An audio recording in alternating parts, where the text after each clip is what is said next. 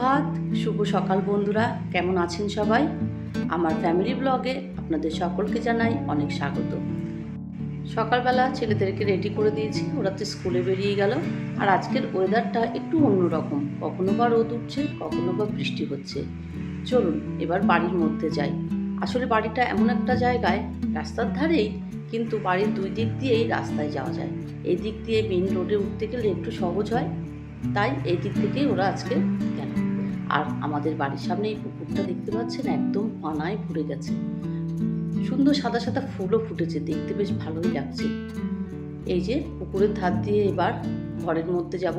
এখানে একটা গেট আছে, আর এখান থেকে উঠে সোজা দেখা যাচ্ছে সেটা হচ্ছে আমাদের মেন গেট, মানে ওটা বাড়ির ভিতরের গেট।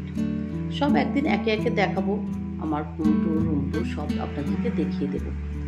এবার চলুন কাজবাজ শুরু করে দেওয়া যাক। সকাল তো অনেকটাই হয়ে গেছে, এখন বাজে ওই 7:30 মতো। ছেলেদেরকে স্কুলে রেডি করে পাঠিয়ে দিই 7:20 মধ্যে। সকালটা আজকে বৃষ্টি নেই, তাই ভাবলাম উঠানটা একটু ভালো করে ঝাড় দিই, মানে আশিবাসি সমস্ত কাজগুলো এবার করে নেব। আর আমার এই উঠোনটা দেখছেন কত বড়, ওই যে দূরে রাস্তা, আর রাস্তার পাশে একটা দোতলা বাড়ি দেখতে পাচ্ছেন, ওই রাস্তা পর্যন্ত কিন্তু আমাদের পুরোটাই জায়গা। মানে বুঝতেই পাচ্ছেন কতটা জায়গা জুড়ে বসে আছি, আর এতটা জায়গা কিন্তু পরিষ্কার রাখতে হয়। যদিও বাইরের দিকে প্রত্যেক দিন ঝাড় দেওয়া হয় না, কিন্তু ভিতরের উঠোনটা তো প্রত্যেক দিন ঝাড় দিতে হয়।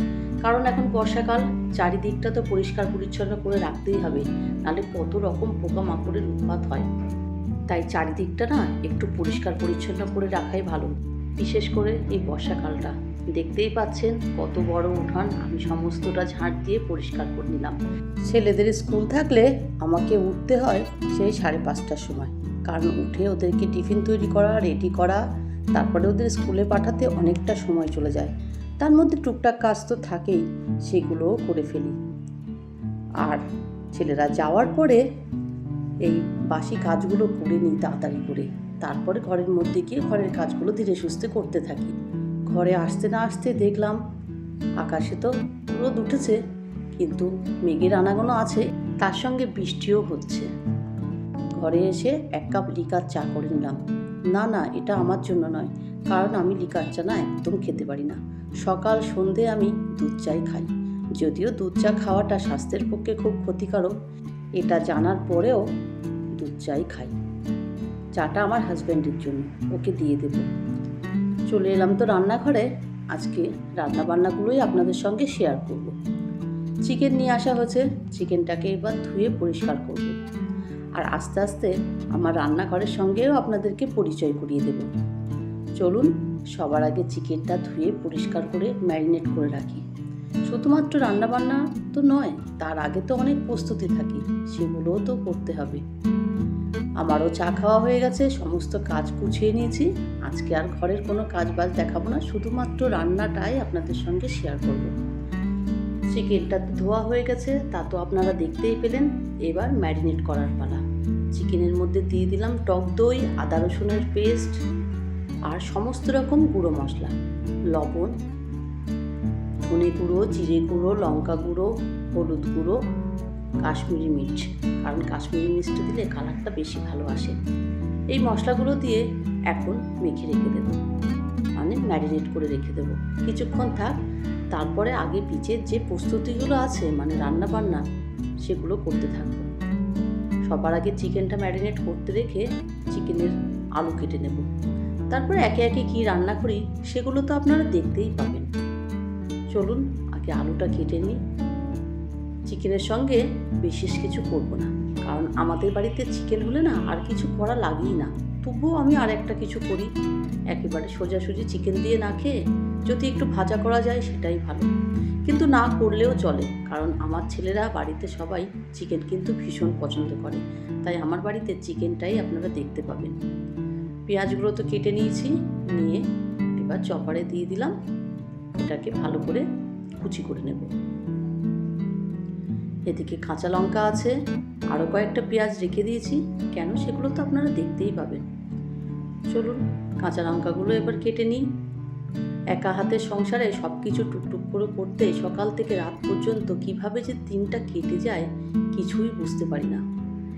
এখন তো বাড়িতে কেউ নেই, আমি একা, তাই একা মনে কিন্তু সব কাজগুলো করে ফেলছি। আর ছেলেরা বাড়িতে আসলে তখন শুরু হয়ে যায় যুদ্ধ। ওদের পেছনে দৌড়াতে দৌড়াতে ওদের সঙ্গে বকবক করতে গিয়ে দিনটা কেটে যায়। তবু এর মধ্যে একটা ভালো লাগা কাজ থাকে, কিন্তু একা একা একটুও ভালো লাগে না। দেখতেই পেলেন কুমড়ো কেটে নিয়েছি, কুমড়োটা ভাজা করব। আপনারা কি এইভাবে কুমড়ো ভাজা করেন? আলুর মতন একটু মোটা মোটা করে কেটে নিয়েছি, নিয়ে তারপরে তেলের মধ্যে ভাজতে দিলাম, সঙ্গে কাঁচা লঙ্কা দিলাম। একটু কালো জিরে ফোড়ন দিলে ভালো হতো, কিন্তু আমার বাড়িতে না কালো জিরে ফোড়ন খেতে চায় না, মানে বিশেষ করে ভাজার মধ্যে, ওই জন্য আর দিতে পারলাম না। এমনিই ভাজলাম, খুবই টেস্ট হয়। আর ভাজার শেষে কিন্তু একটু চিনি দিয়ে দেবেন, মানে যখন কুমড়োটা সিদ্ধ হয়ে যাবে, ভালো করে ভাজা ভাজা হয়ে যাবে, একটু চিনি দিয়ে নাড়াচাড়া করবেন। আর এই কুমড়োটা খেয়ে দেখবেন, মানে কুমড়ো ভাজাটা কি অসাধারণ লাগবে। একবার ট্রাই করে দেখবেন, আর যদি করে থাকেন আমাকে অবশ্যই কমেন্ট করে জানাবেন। এদিকে তো হাঁড়িতে চালও দিয়ে দিলাম, ভাত বসিয়ে দিয়েছি, এদিকে কুমড়ো ভাজাও হচ্ছে। কুমড়ো ভাজাটা কমপ্লিট করে ফেললাম। আর দেখুন, দেখতে ঠিক এরকম হবে। কুমড়োগুলো সিদ্ধ হয়ে গেছে, একদম দেখে মনে হচ্ছে না আলু ভাজার মতন করা হয়েছে। কুমড়ো ভাজাটা তো নিয়ে নিলাম, এবার করব চিকেন রান্না। তার মধ্যে আমি কিন্তু কিছু খেয়ে নিয়েছি, একার জন্য বিশেষ কিছু করি না, ছেলেদের টিফিনে যা কিছু করি তাই একটু বেশি করে করে দিই, সেটাই খাওয়া হয়ে যায়। এবার চিকেনের জন্য আলুগুলো তো আগে ভাজতেই হবে, আর চিকেনের থেকে কিন্তু আলুর পরিমাণটা অনেকটা বেশি, কারণ আমাদের বাড়িতে আলুটা, বিশেষ করে চিকেনের আলু খেতে সবাই পছন্দ করে, শুধুমাত্র আমার হাজব্যান্ড ছাড়া। আমার তো ভীষণই ভালো লাগে, আমার ছেলেরাও হয়েছে ঠিক আমার মতো, চিকেনের আলু খেতে ওরাও পছন্দ করে। তেলের মধ্যে দিয়ে দিলাম গোটা গরম মশলা ফোড়ন আর জিরে ফোড়ন, তেজপাতা। এবার ম্যারিনেট করা চিকেনটা দিয়ে দিলাম, কিন্তু একটা ভুল এখানে হয়ে গেছে আমার। আপনারা কি আমার ভুলটা ধরতে পেরেছেন? আসলে কি বলেন তো, এত বছরের অভিজ্ঞতায় এই প্রথমবার আমি এই ভুলটা করলাম। আসলে তেলের ওপর পেঁয়াজটা দিয়ে ভেজে নিয়ে তারপর চিকেনটা দিলে আরও মনে হয় টেস্ট হতো, কিন্তু পেঁয়াজটা কুচিয়ে রেখে দিয়েছিলাম, সেটা দিতেই ভুলে গেছি। এই প্রথম আমি এইভাবে ভুলটা করে ফেললাম। যাই হোক, পরে পেঁয়াজটা দিয়ে, কিন্তু খুব একটা খেতে খারাপ হয়েছে তা বলবো না, ভালোই হয়েছিল। কিন্তু আসলে এইভাবে রান্না তো কোনোদিন করিনি, মানে চিকেনটা ম্যারিনেট করে রান্না করেছি, কিন্তু ওই যে পেঁয়াজটা না ভেজে রান্না করা হয়নি, তাই মনের মধ্যে একটু খুঁতখুঁত হচ্ছিল। যাই হোক, এবার দিয়ে দিলাম আলুটা, দিয়ে এবার আস্তে আস্তে গ্যাসটা কমিয়ে বাড়িয়ে ভালো করে কষিয়ে রান্না করব। এদিকে আকাশটা দেখুন পরিষ্কার হয়ে গেছে, রোদও উঠেছে, কিন্তু টিপটিপ করে বৃষ্টি হতেই আছে, মানে রোদ বৃষ্টির খেলা শুরু হয়ে গেছে। প্রকৃতি দেখতে দেখতে আমার রান্না কিন্তু কমপ্লিট হয়ে গেছে, চিকেনের লাল লাল ঝোল। কিন্তু ছেলেরা খেয়ে ভালোই বলেছে, মনে মনে একটা ভয় ছিল যে কেমন খেতে হবে। সন্ধ্যা হয়ে গেছে, দুই ছেলের জন্য একটু ম্যাগি বানিয়ে দিলাম, ওরা খেয়ে পড়তে বসবে।